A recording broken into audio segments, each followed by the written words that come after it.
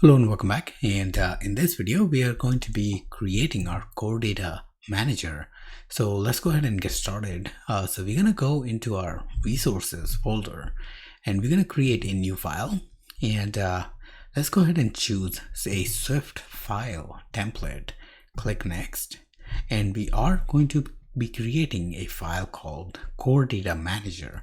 Now core data manager is going to be a singleton based class which is going to help us initialize our persistent container, basically initializing our core data model looking at our XC data model LD file, and then it'll also help us save the context, get the persistent containers view context so we can use it to add tasks to core data, get all the tasks from core data, toggle the task status with completed state, and last but not the least, being able to delete an item from core data. Okay, so let's go ahead and call this file core data manager.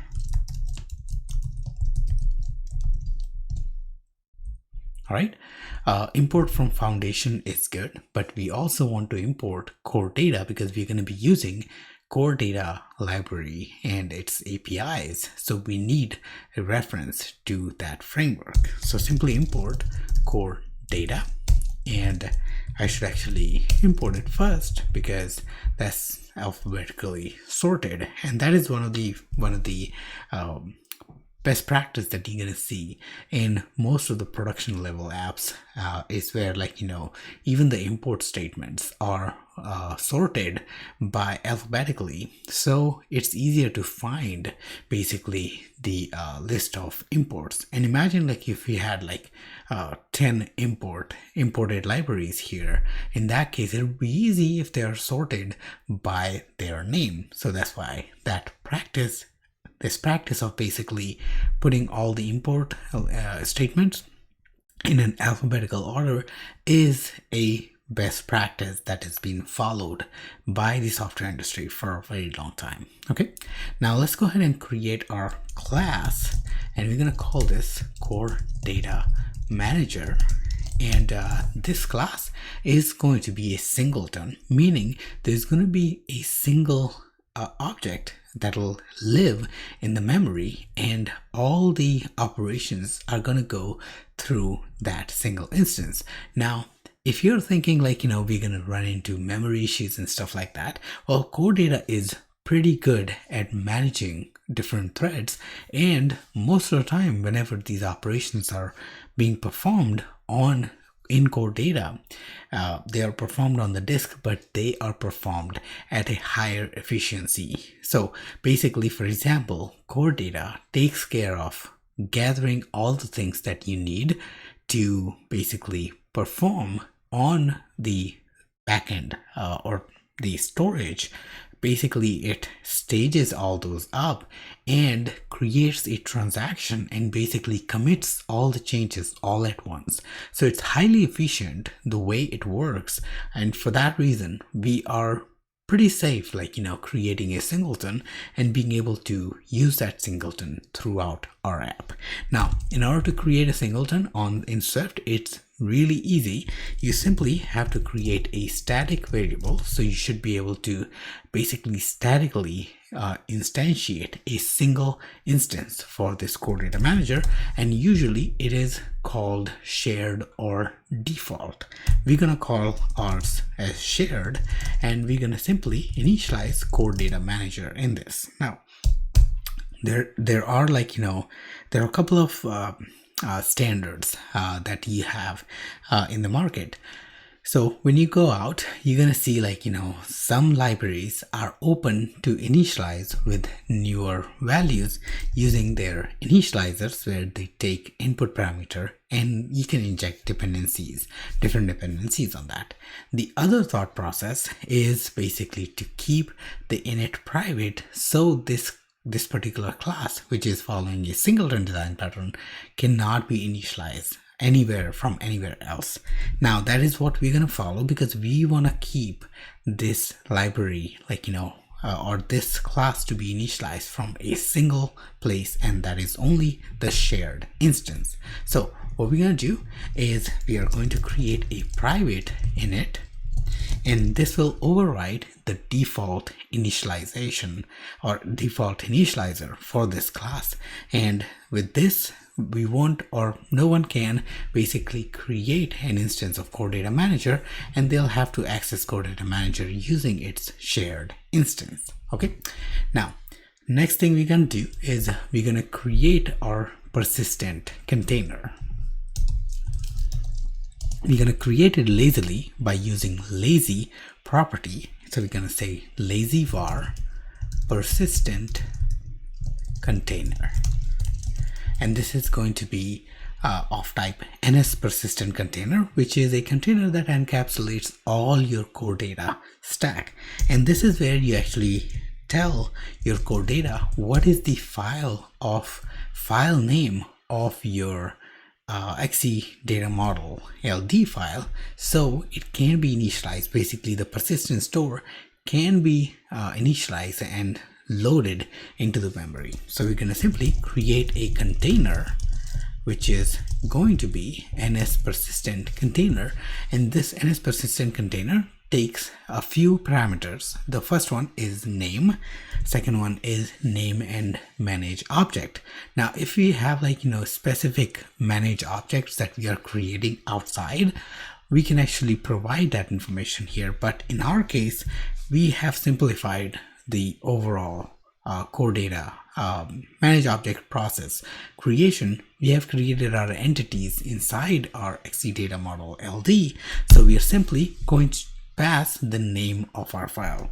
Now the name is basically the name of the file, this name right here, not the name of the entity, but the actual file name. So we're gonna simply pass that name. So I've just copied and pasted, and we wanna return this container.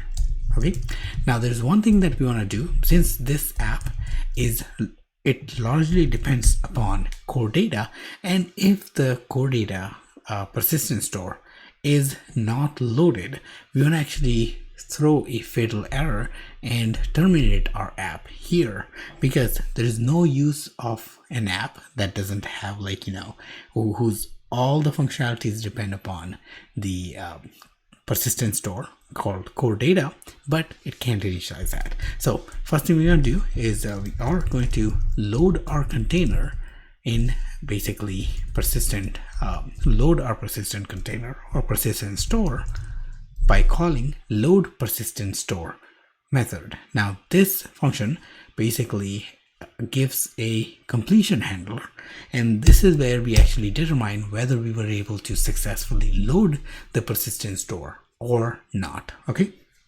first parameter is basically getting you all the description, all the information of loaded persistent store. Now we don't care about that, because all we care about is basically whether we are getting an error or not. If we are not getting an error, that's all good. Our persistent store is loaded successfully, so we're just gonna move on from there. The second parameter is the error, and we are going to basically handle that situation. We're gonna say if let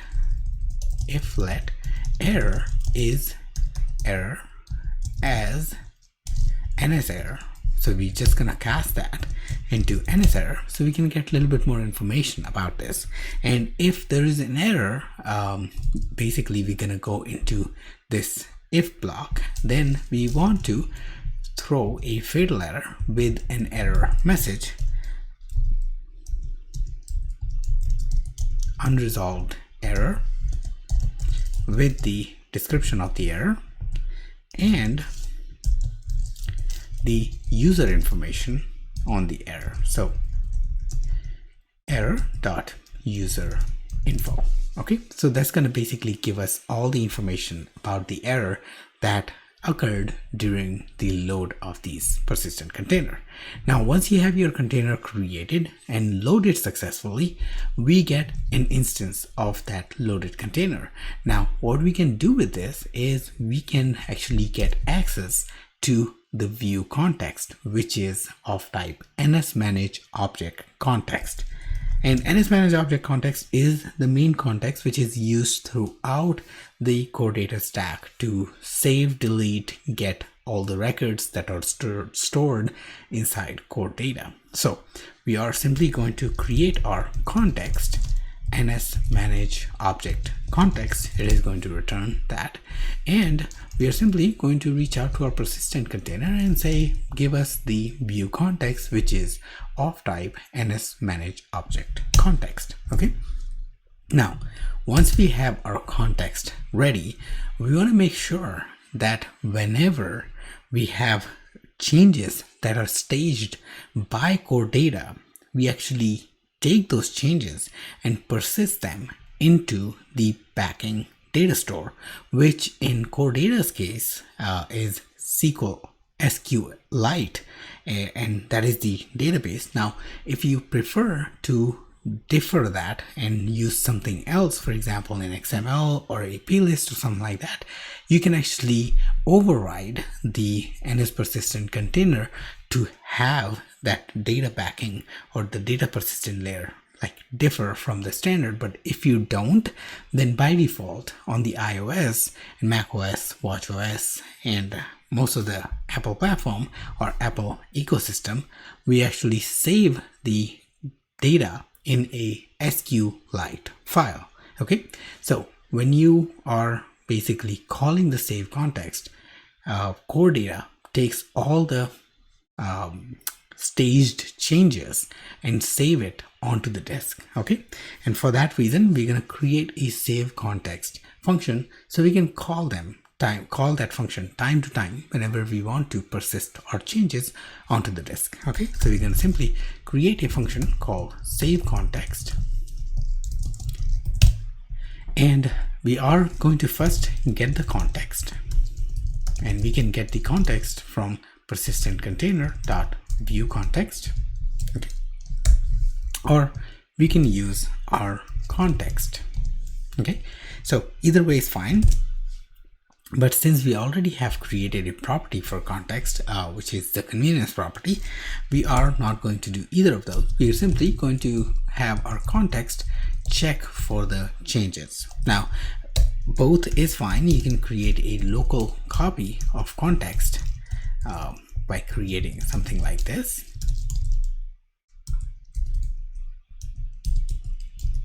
And this will give you a copy, the same copy that you have in the context as here, but we essentially don't need it. Sometimes we follow this pattern if we want to make sure that we have the same changes on a different thread, but we are not separating any threads here, so we should be good to go. Okay, so we can simply first check, is there any changes that has been staged by core data?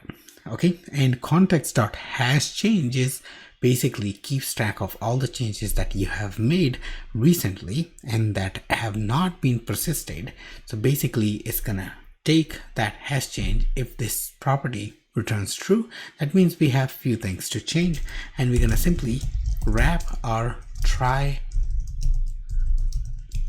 context.save into a do try catch block. We're going to make sure that when we are saving, we are not getting any error. If there's any error, we want to basically cast that into NS error, and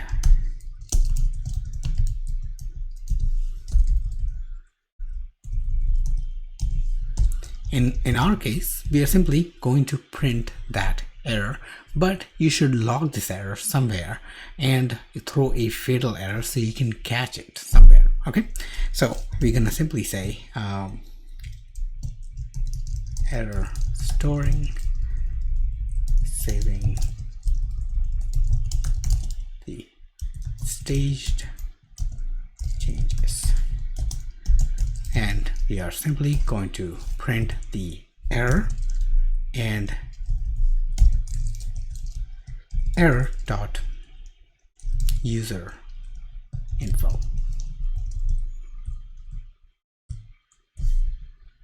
Actually, let's do ns error